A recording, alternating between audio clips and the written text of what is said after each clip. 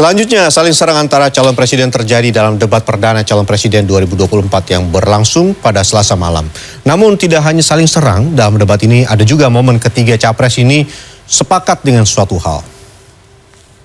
Baik, selanjutnya ada faktor-faktor lain, Pak Anies. Debat perdana calon presiden 2024 pada Selasa malam di gedung KPU RI di Jakarta Pusat berlangsung panas.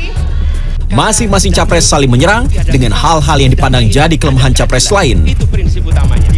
Capres nomor urut 1 Anies Baswedan mengkritik capres nomor urut 2 Prabowo Subianto yang tidak tahan menjadi oposisi dan merapat ke Presiden Joko Widodo.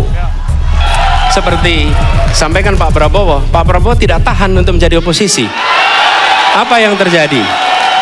Beliau sendiri menyampaikan bahwa tidak berada dalam kekuasaan membuat tidak bisa berbisnis, tidak bisa berusaha. Karena itu harus berada dalam kekuasaan. Pada kesempatan selanjutnya, Prabowo membalas bahwa dirinya tidak takut akan kehilangan posisi atau jabatan. Ya, saya tidak takut tidak punya jabatan, Mas Anies. Sorry ya.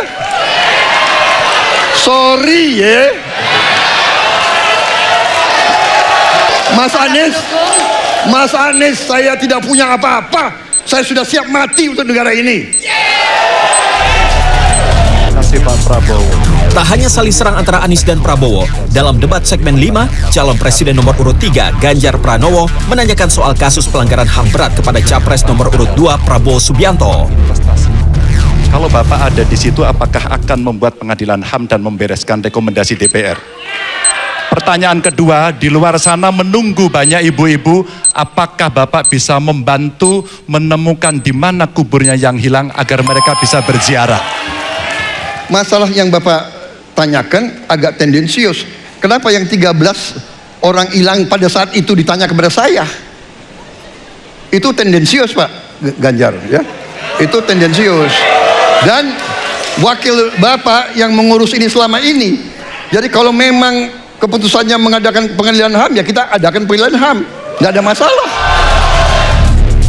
Dalam sesi lainnya, capres nomor urut 1 Anies Baswedan menjawab pertanyaan konfrontasi Ganjar Pranowo terkait pembangunan ibu kota negara Nusantara di Kalimantan Timur.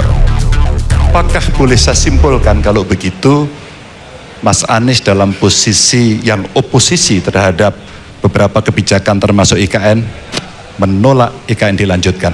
Inilah salah satu contoh produk hukum yang tidak melewati proses dialog publik yang lengkap.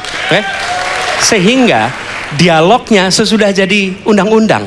Dan ketika dialognya sudah undang-undang, siapapun yang kritis dianggap oposisi, siapapun yang pro dianggap pro pemerintah. Namun tak hanya aksi saling serang, dalam debat perdana Capres 2024 ini, ada momen salah satu capres menyatakan sepakat dengan dua capres lainnya, yaitu terkait cara menuntaskan masalah di Papua. Ganjar semula menilai bahwa masalah di Papua dapat diatasi dengan dialog, sementara Anies menilai bahwa masalah Papua muncul karena ketidakadilan. Prabowo kemudian mengaku setuju dengan dua gagasan itu. Tim Liputan CNN Indonesia.